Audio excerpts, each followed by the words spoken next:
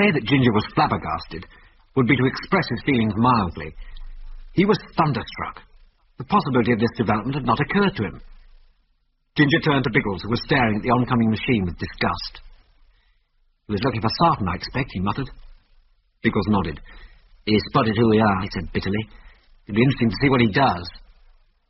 The Winkle banked sharply and, putting its nose down, dived at the stranded Jupiter. Biggles let out a warning yell. "Lie flat!" Above the bellow of the Winkle's engines there came the vicious chatter of a machine gun, and a line of ice splinters and flecks of snow leapt into the air. As it swept past, Ginger clearly saw McBain himself behind the gun, which was thrust through a side window of the control cabin. "Keep down!" shouted Biggles, seeing that the Winkle was coming back. This time, as the Winkle hurtled past, the gun was silent.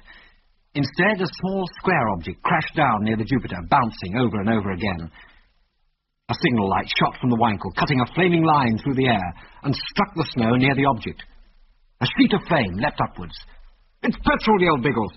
"He's trying to burn the Jupiter!" 2 gallons of petrol make a considerable flame, and the whole scene was bathed in a lurid glow. But it was soon clear that in this case the Jupiter would not be damaged.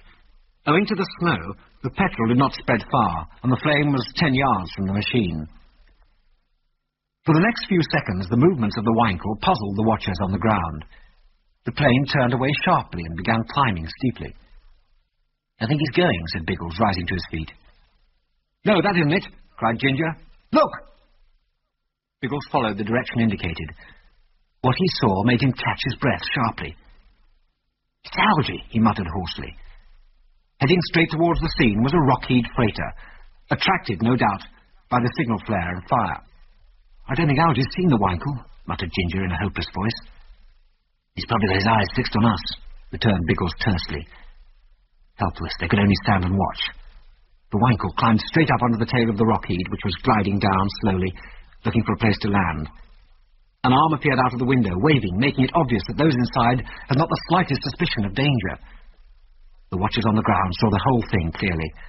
They saw McBain take slow and careful aim, saw the jabbing tongues of flame dance from the muzzle, saw the rock-keyed shiver as a burst of fire hit her.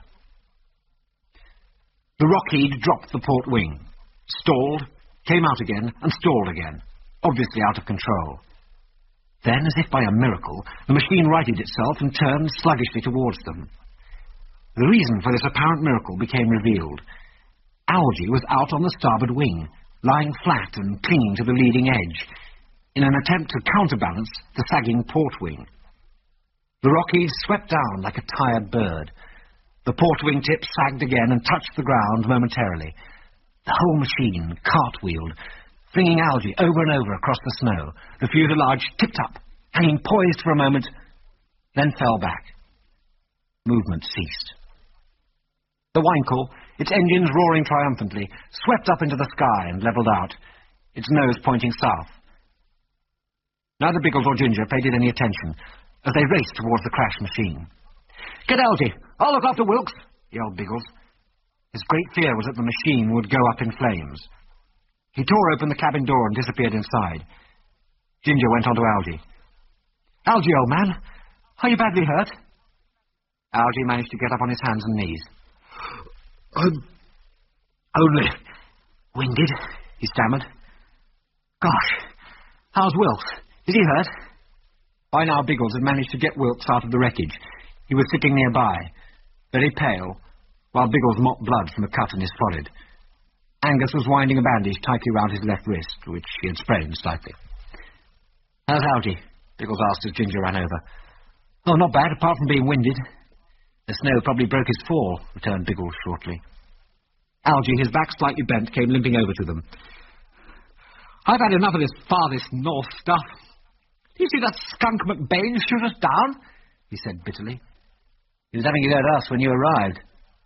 "Did he shoot you down too?" asked Algy. "No, Sarton was responsible for that. He's down, dead, and Chico with him." Briefly, Biggles described all that had transpired since he had left Algy and Smyth to repair the damaged rock-keyed. "Well, what are we going to do now?" asked Wilks when Biggles had finished recounting his story. "Looks like we're here for the winter." "I'm not so sure about that," put in Biggles. "We may have a chance yet. Have you plenty of juice in your tanks?" Oh, 50 gallons, I reckon. Biggles grinned. Then if we mend the hole in our tank and swap the petrol over, we can get back in the Jupiter. We've got a pair of landing skis inside. If we jack up the undercart and put the skis on, we might still do it, if the snow holds off a little longer. Algy sprang to his feet, his stiffness forgotten. Let's get at it, he cried. It's our only chance. Find that bullet hole, Ginger, Biggles ordered. It's a race against time now. For 3 hours, the airman and Angus worked feverishly, being impeded to no small extent by the cold. Ginger repaired the punctured tank, bemoaning the fact that Smyth, an expert metalworker, was not there to help him. Algy explained that he had left Smyth at Fort Beaver when they had arrived as arranged in the Rockheed. He was guarding the sheds. At long last it was done, and the transformation of the Jupiter into an airworthy ski plane was complete. Is there anything at the cabin you'll be wanting? Biggles asked Angus. I take it you'll be coming with us. Oh, no, man. I'm staying here. Biggles shrugged his shoulders. All right, you know best what you want to do. We'll taxi you and your stores back to the shack and pick up the transfer. We'll get away before it starts to snow. Angus cocked an eye heavenward and saw 1 or 2 big flakes floating downward languidly. No time to waste, he observed dispassionately. Here she comes. It took them some time to start the cold engines, but a little petrol, inserted in the cylinders, finally did the trick, and the Jupiter began gliding across the snow towards the cabin. By the time Angus's stores were thrown out, the old man had returned from the shack with the precious transfer and a small sack. What's that? Yelled Biggles. Old Mose's poke! Gold! Shouted Angus. He's got a daughter down in Vancouver. Will you find her and give it to her? All right, shouted Biggles. Stand clear. The parting waved to the old Scotsman, and the Jupiter swung round and raced across the snow. A moment later it rose slowly into the air, heading south for Moose Creek. Within 10 minutes the snow began to thin, and they caught their first sight of the ground. Shortly afterwards they ran into clear weather, although the landscape was still snow-covered. Pity we've lost the Rockheed, Biggles remarked. That leaves us only the one machine. Well, never mind, we've got the transfer, Wilks reminded him. By the way, what are we going to do about McBain? He tried to murder us. Yeah, it's hard to know what to do, replied Biggles thoughtfully. Still our word against his. We've got a witness in Angus, but he won't be available now for 6 months. Whatever else happens, McBain will get a shock when we turn up. He thinks we're out of the way for the winter. Possibly for good. They said no more, for it was obvious that the future was so problematical that it was impossible to make plans with any assurance. The snow on the ground was by now very patchy, and as they approached Moose Creek it died away altogether. Within a few days the snow coming down from the north would bury everything under a deep blanket, but for the present the ground was clear. There's a chance that the creek will be frozen over, remarked Wilks. The ice is safe, they shift the windstocking across to it.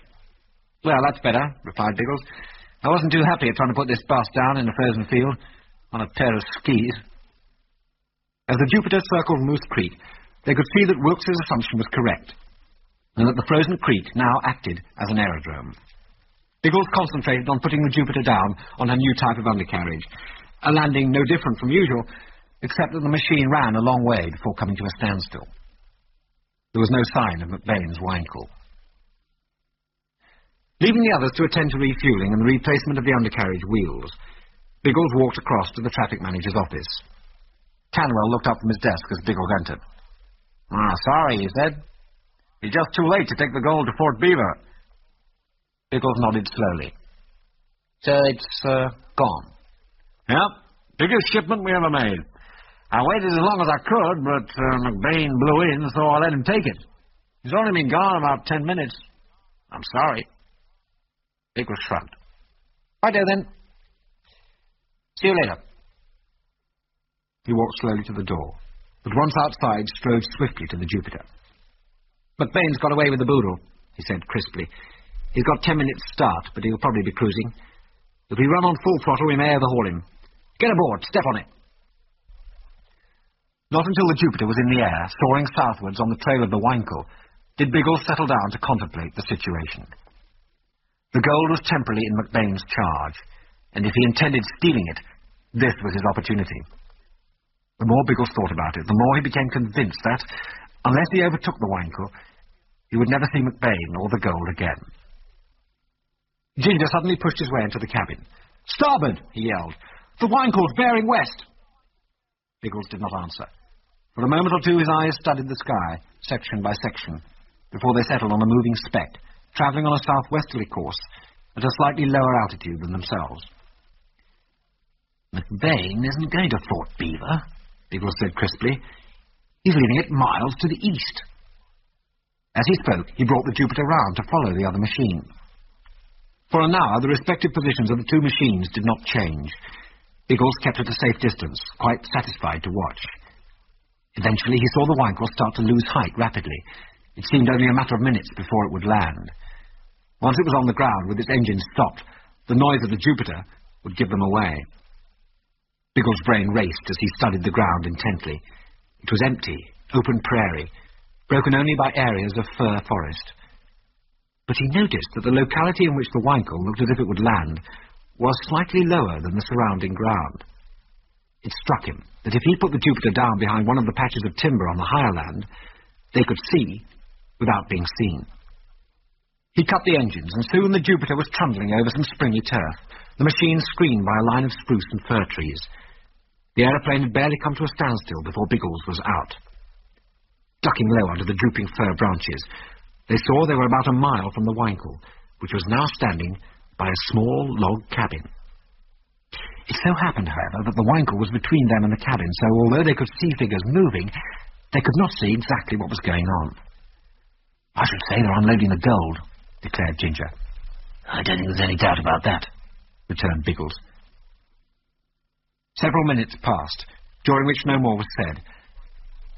Then, to their surprise, the Winkle's engines roared, and almost before the watchers realized what was happening, the machine had taken off and was racing low over a southeasterly course. The cabin appeared to be deserted. "Gosh, we'll lose them! Come on!"